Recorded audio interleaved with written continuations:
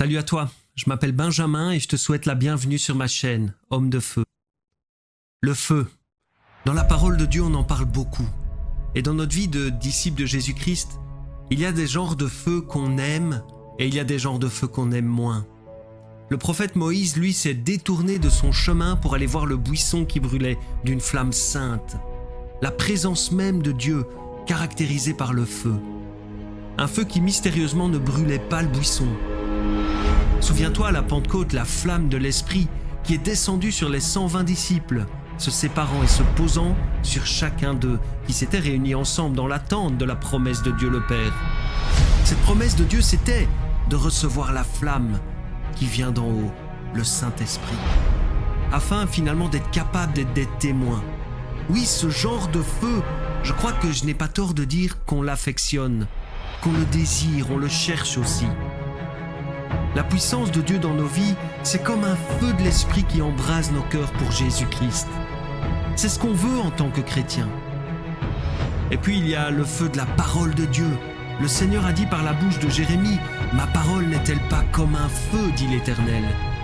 Ce feu que le prophète Jérémie lui-même ne pouvait contenir dans son cœur. Ce feu qui a embrasé des royaumes entiers par la bouche même du prophète.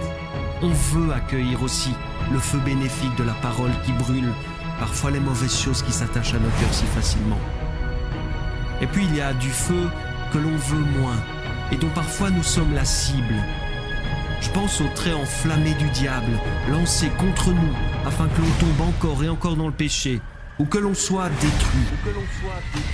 Parfois ces flèches viennent par la bouche de certains. La langue n'est-elle pas comme un feu, dit l'apôtre Jacques.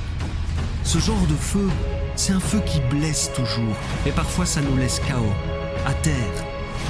Oui, les traits enflammés du malin sont horribles et jamais bons à accueillir, mais à combattre en brandissant le bouclier de la foi. Et tu vois, tous ces genres de feu font de nous, que l'on le veuille ou non, des hommes de feu dans la vie. Car nous les rencontrerons dans notre vie. Je l'espère pour certains genres de feu en tout cas. Et si tu es un ou une disciple de Jésus-Christ, sache que tu es un homme, une femme de feu. Toutes ces choses, les bonnes que je viens de citer, je te les souhaite.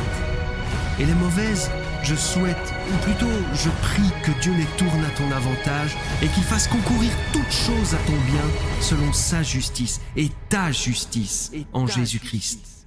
Mais cela n'empêche, tu es un homme de feu, une femme de feu dès à présent et ici. J'espère que tu trouveras finalement sur cette chaîne des ressources pour tantôt attiser cette flamme du don qui est en toi ou tantôt éteindre les mauvaises si elles viennent du diable.